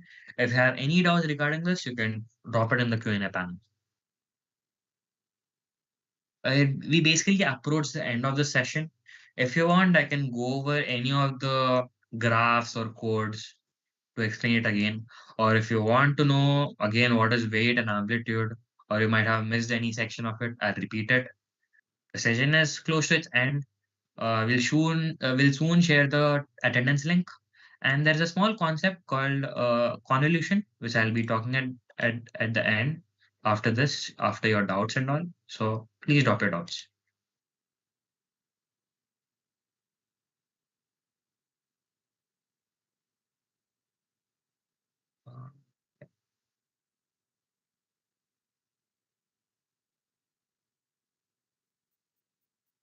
Someone is raising their hand. Maybe there's an error in the Q&A panel. Oh, it's working. So if you have any doubt, okay, cool. So I'll wait for a while. You can drop any doubts anywhere. I'm gonna wait. Someone is typing into some discussion forum.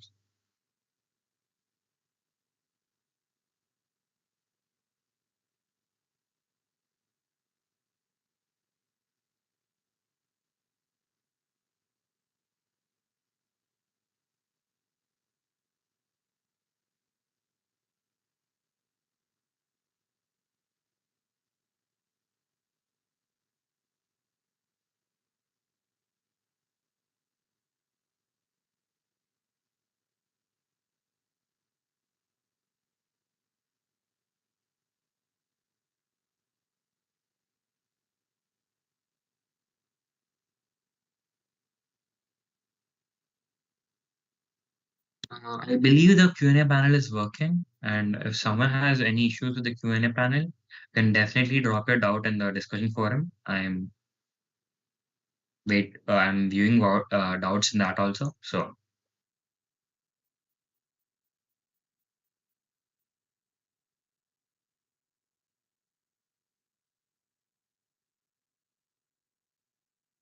take your time, think about. You can check out the codes. You can check out the graph in Desmos and how Fourier series basically helps us get seemingly very different functions just by using sines and cos. What is a fast Fourier transform? Okay, good question. I haven't explained about it. The FFT in the code is the fast Fourier transform. It's a function in NumPy. So basically, just a minute. Yeah. So basically, it's an efficient way to calculate the Fourier transform. Like it's just a way to compute the Fourier transform. It's nothing different. It's just a way that we choose to compute the Fourier transform. There are many ways to find it out. Fourier transform is just one. Fast Fourier transform, I mean.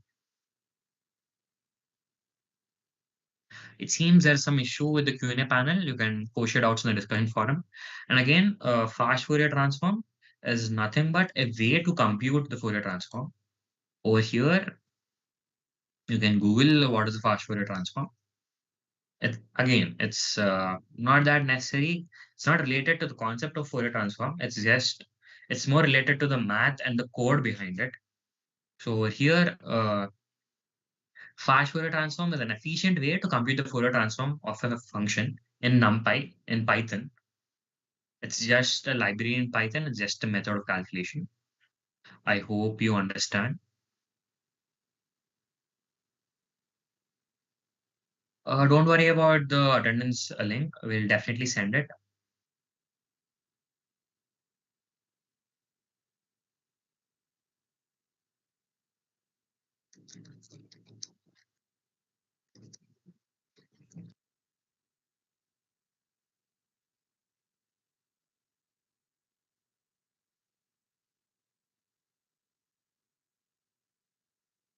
Again, if you're interested in FFT, I would definitely urge you to. There's actually quite few good videos on YouTube regarding what is the beauty of fast Fourier transform, regarding its efficiency and how does it help programmers to utilize the power of a Fourier transform. So again, it's just a tool. It's Fourier transform, but something that's used in programming.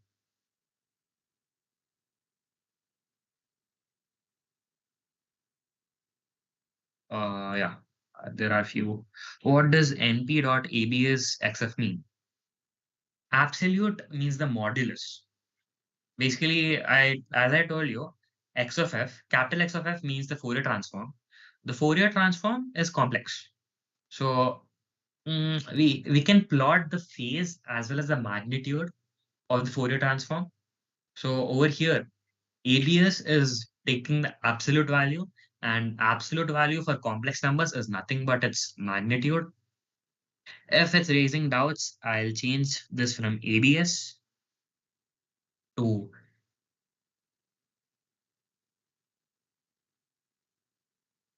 MAG. MAG signifying magnitude. Again, you can plot the phase of it. There seems to be an issue in the NumPy library. If someone is interested in plotting the phase, I'll let you know how to plot the phase soon. Like right now, there's some issue in plotting the phase. There's a lot of error and the graph comes out to be complicated. But for now, for these signals, there is no information in phase plot. All the information is residing on the magnitude plot. And again, magnitude has the weights and the frequencies that are present.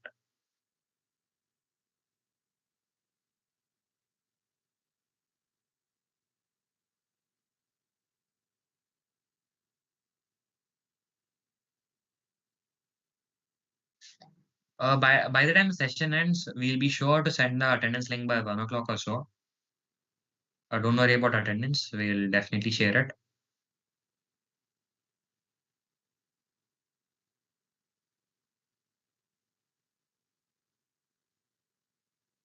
Okay, let me complete the convolution part, which will further cement the uses or the benefits of Fourier transform as a whole.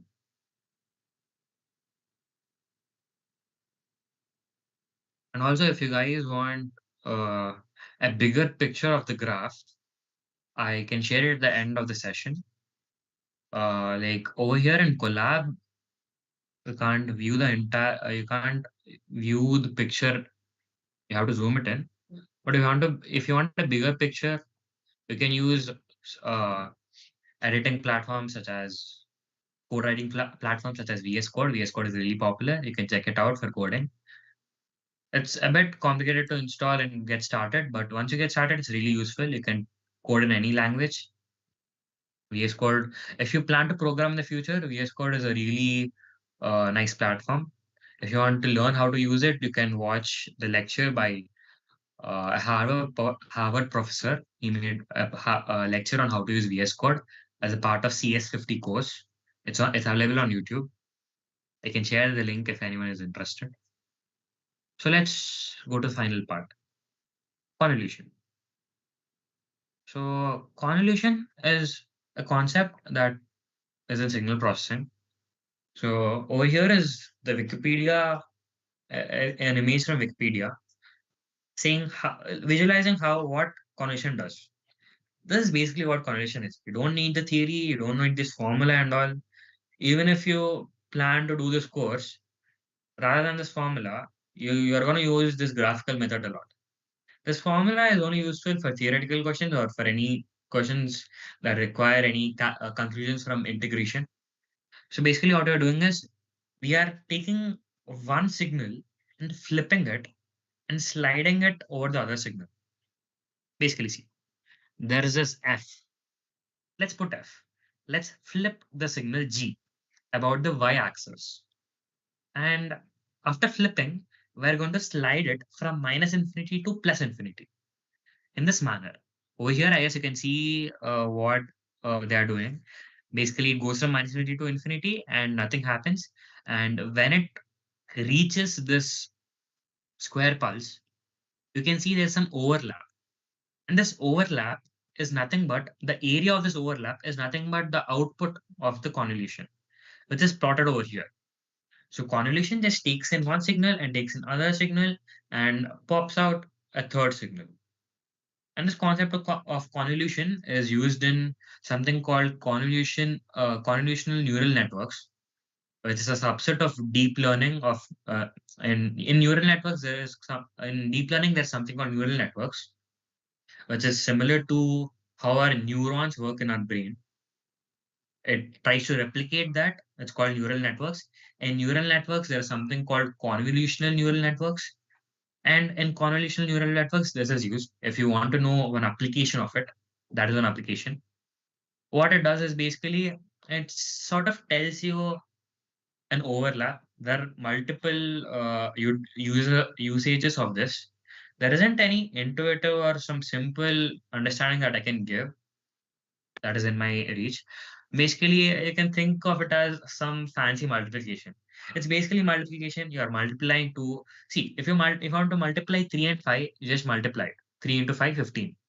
If you want to multiply a function with a number, so 3 into some f of t, you multiply each and every output by 3.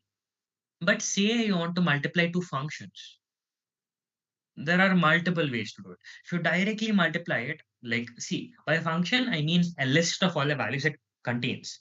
So for example, I have a function called 1 to 100, say. It stores a value of 1 to 100. It's basically f of x is equals to x. So it has 1, 2, 3, 4, so 100. And has something, say, step of x by 2. Basically, it means that at x is 1, it is 1 by 2, which is 0. The step of it is 0, right? So I have these two signals and I want to multiply these two functions. Signal function, same thing, interchangeable. So you can, if you multiply it, what do we do is the first element of the first function is multiplied by all the values in the second function. The second function, like, right? If you multiply a plus b plus c into d plus e plus f, you get ad, ae, af. The first term multiplies with all three terms, second term multiplies with all three terms. So that is one way of multiplication. So when you have a set of values like these and when you're multiplying it, so instead of multiplication, there is one more useful way of multiplying. Overall, what you're doing is just multiplication. As you see, you're multiplying f of tau. Over here, this weird symbol is called tau. F of tau into g of tau, g of t minus tau. You're just multiplying, but in a different manner, in a manner that's more useful to us. Normal multiplication is not that useful to us. It can be useful in many situations, but in signal processing, mathematicians found that this way of multiplication is really useful. So hence came the convolution operator represented by an asterisk. The symbol is an asterisk. There are also similar fancy multiplications, you can say, called cross correlation and autocorrelation. This is basically when you convolute a function by itself, it's called autocorrelation. And cross correlation is the same thing, but you won't flip the function. Over here, you flip the function, because of which we gain the property of commutativeness. Basically, if you switch f and g, nothing changes. You can see over here, f convolution g and g convolution f is the same. But in cross correlation, g convolution f and f g, in this cross correlation, you don't flip the signal and just multiply it. In autocorrelation, you multiply the signal or convolve the signal by itself. Multiplication is not the right term. Sorry. You convolve the signal by yourself. Here it's a different convolution. You don't flip it. And yeah, these are some three, you can say, fancy multiplication, which are exclusive to signals and functions, which is just brought by mathematicians who thought that simple multiplication isn't useful enough. We want more tools. So yeah, these three are few useful mathematical tools. And if you want to know much about it, you can Google convolution. There is actually a really nice visual explanation on Wikipedia. Let me show you. Convolution.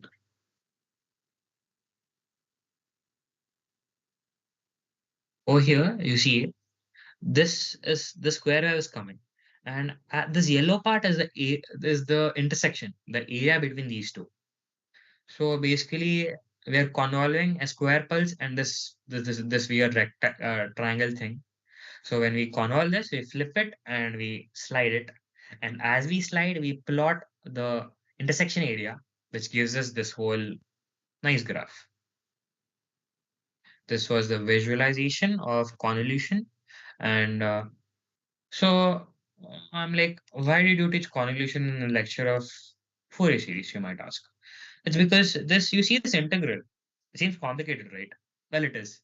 As f and g get more complicated, this convolution gets understandably more complicated. An interesting thing that Fourier transform does is that when you take the Fourier transforms of f and g, you do not need to convolve. You just need to multiply. That's a really nice. See, imagine you don't need to convolute anymore. To get the convoluted signal, you just need to use the Fourier transform and just multiply. It just cuts the entire process of computing this entire complicated signal integral. Well, okay, yeah, you also need to compute the Fourier transform, but it gives another way. The Fourier transform is really simple. Then you do not need to go for this time consuming process of convolution. Generally, Fourier transform is simpler. Sometimes convolution is simpler, then you shouldn't go by that route and you should convolve instead of doing that. So it's completely alternative ways. It's just making your life easier by giving you more tools to work with. So that was another benefits of using Fourier transform. It makes things like convolution, which are very essential to Fourier transform and many other fields such as deep learning, it makes it much more easier. It makes computing convolution much more easier. So that is one of the applications of Fourier transform. And overall, I'll say this one last time. Fourier transform is nothing but it tells you what frequencies are available in a signal and what weight is the frequency. Like how much of frequency is available and what frequencies are available. That's all it tells. And if you want to get more advanced, when phase is there, it even tells you when the frequency was added to the signal and when is it removed. Something like that. Not exactly that. That's just an intuitive explanation to what it is. So that's Fourier transform and Fourier series and convolution for you guys. So if you have any doubts, last few minutes are left of this session. You can drop them in the Q&A panel, or if that's not working, or if that's not responsive, you can drop them in the WhatsApp group. We'll react it over there.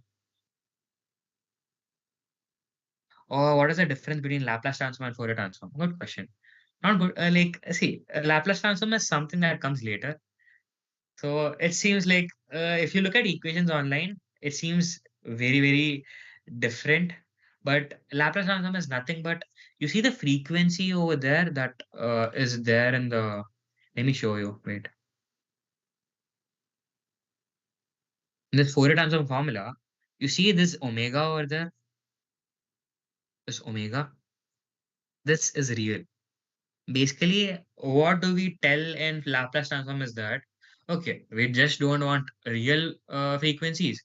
We even will give inputs as imaginary frequencies. Again, why imaginary means imaginary numbers just have good chemistry with Fourier transforms and signal processing. So just we use that to get more information out of it. All we are doing is to make it simpler for us to squeeze information out of signals, because all signals are information. So Laplace transform takes this idea of Fourier transform and replaces this omega with s.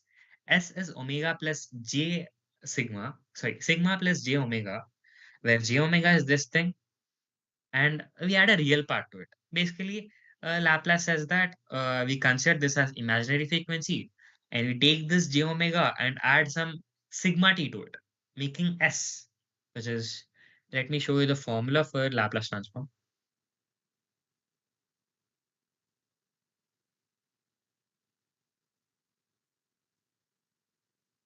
Sorry, Laplace transform. So yeah, this is the formula. Like I said, instead of j omega, we'll put s, where s is sigma plus j omega. J and I are the same. So again, we're just making the frequency complex to squeeze more information out of the signal. That is what Laplace transform is. It's fun. It's almost similar to Fourier transform, intuitively at least, but it has much more information that you can get out. There's something called poles and zeros, which is sort of out of scope of this session. If you're interested, you can look into it.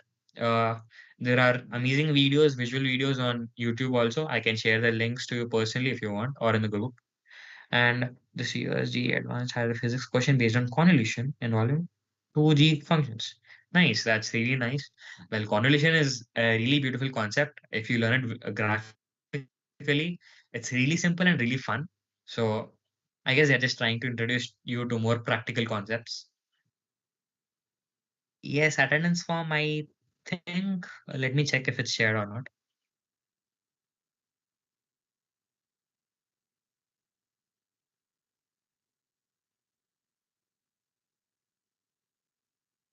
Okay, yeah, we'll definitely upload it in a while. Just give us a little bit of time. I will make sure that all of you guys get your attendance. Do not worry about it. So, meanwhile, as you work on attendance, you guys can drop the questions you have. I'll explain it if I can. Convolution is a simple concept. Like I understand, for if you get it in between of the exam, it's actually really hard to grasp. But if you're in a chill mind, if you look into it now, it's a really fun concept and easy to grasp. You don't need to worry about it. It's not that complex. And Laplace transform is just an extension of Fourier transform. It's it has more utility, and reasonably it's more a little more complex. But once you get the feel of it, it's not much complex. It's a lot useful and it's a lot more beautiful, because complex numbers is just visually, if you look at complex numbers, it is really nice. It has a lot of very useful and very intuitive solutions to a lot of complex issues. So yeah, we'll work on the attendance form. Just give it a little time. Meanwhile, drop your doubts either in the discussion forum or in the Q&A panel.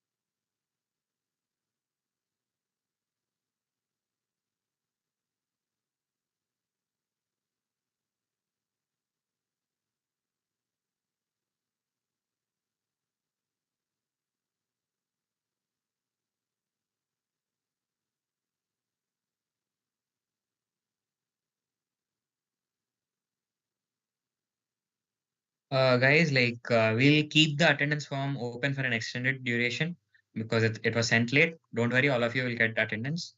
Just wait for a while. We'll send the attendance in 2 to 3 minutes.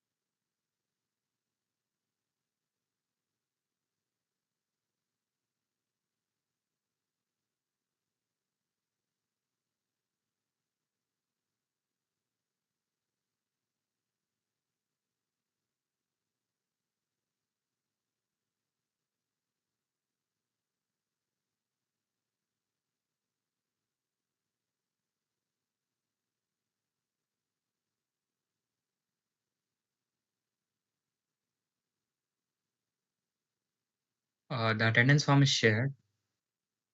I have shared it on both the discussion forum and the chat, so check it out. Since if people have left the meeting as it was as it was shared late,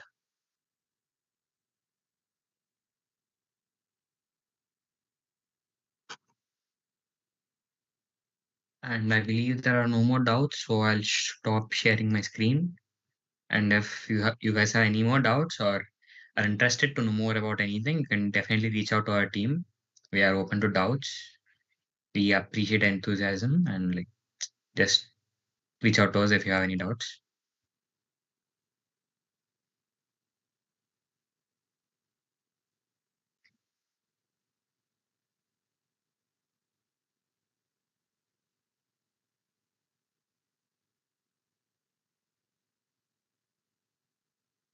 All right. So it seems it shows okay, okay. I'll edit it.